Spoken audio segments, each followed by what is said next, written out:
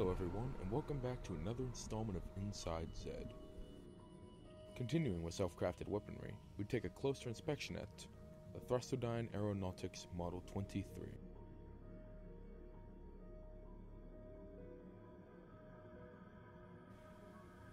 The weapon, commonly referred to as the jet gun or the jet engine, is the main power weapon only available in the transit variation of Greenwood.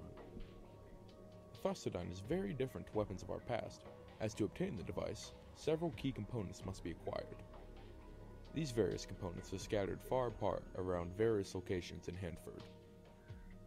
First and foremost, the only area in which this weapon can be constructed is at the workbench in the town of Hanford.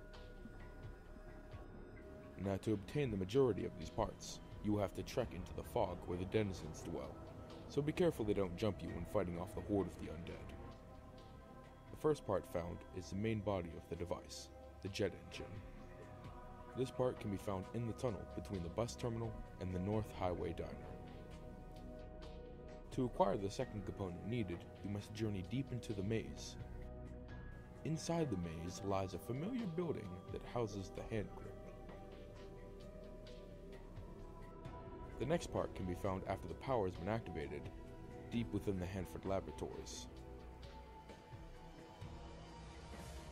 The fourth and final part is found inside a cabin, hidden in the fog between the power plant and the town.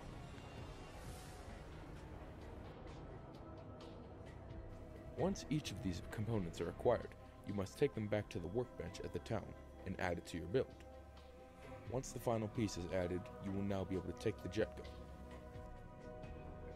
First, I must make one thing perfectly clear. This is not a Wunder weapon. This is a piece of equipment.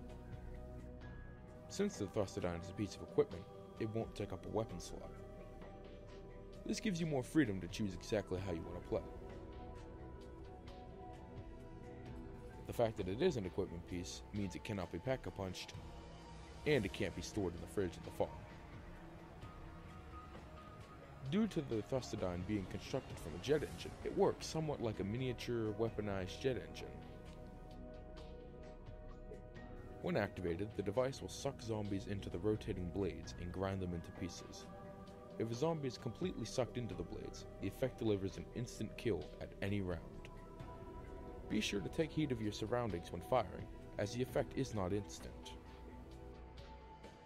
The weapon takes 2 seconds to spin up before firing.